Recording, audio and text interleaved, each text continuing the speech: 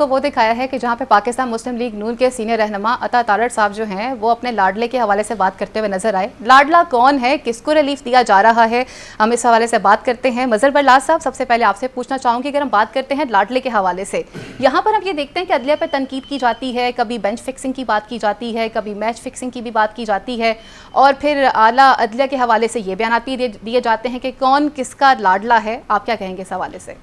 اچھا, بڑی بدقسمتی ہے فائزہ کہ ہمارے ہاں سیاسی جماعتیں عدلیہ کو بدنام کرتی ہیں جی.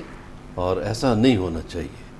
اچھی روایت تو یہی ہے کہ نہ ایسا نہ ہو, مگر بدقسمتی سے خاص طور پر جس جماعت کے ایک رہنما کا بھی آپ نے کلپ دکھایا, یہ کوئی کسر نہیں چھوڑتے. مثلاً آپ دیکھیں کہ یہ وہی صاحب ہیں جنہوں نے پنجاب اسمبلی میں آئین کا مذاق اڑایا جی. اور ایک ایسا اشارہ کیا جو نازیبہ تھا. پھر یہ اسی صاحب کے دادا حضور اس ملک میں ججز خریدنے میں مہارت دکھاتے رہے اور کوئٹہ جاتے رہے بریف کیس لے کر.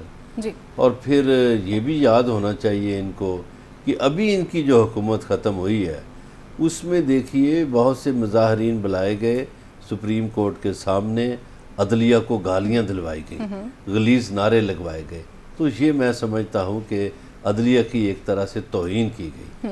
اس سے پہلے اس جماعت کا آپ ریکارڈ دیکھیں تو 97 میں کس طرح سپریم کورٹ پر یہ چڑھ دوڑے تھے اور ججز نے بڑی مشکل جان بچائی تھی.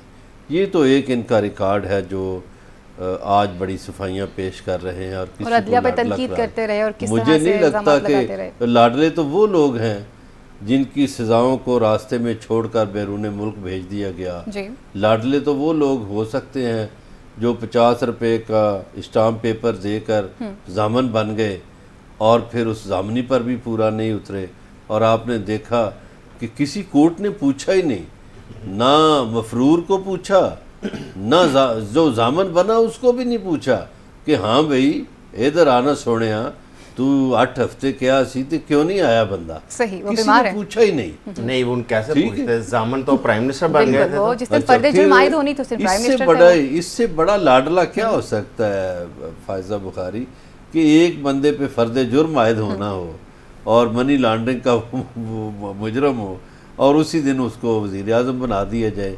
اس سے بڑے لاڈلا اور کیا ہو سکتا ہے کہ ایک شخص وزیر اعظم کے جہاز میں مفرور ہو اور پھر وہ وزیر اعظم کے جہاز میں آئے اور آتے ہی وزیر خزانہ بن جائے. میرا خیال ہے عدلیہ نے جتنا لاڈ پیار ان سے کیا ہے, حالانکہ ان کی عدلیہ کے حوالے سے ٹیپس بھی باہر آئیں. یہ اس زمانے کی بات ہے جب ٹیپس عام طور پر نہیں آتی تھی. تو یہ مجھے تو لگتا ہے کہ سارا لاڈ پیار انہی کے لیے, اسٹیبلشمنٹ کا بھی لاڈ پیار انہی کے لیے اور عدلیہ کا بھی انہی کے لیے. یہ تو دوسروں کو, وہ ایک درسی ٹیسٹ پیپر چھایا ہوتا تھا جس کے پیچھے لکھا ہوتا تھا چور بھی کہے چور چور, تو یہ میرے خیال ہے وہ بات ہے. ٹھیک.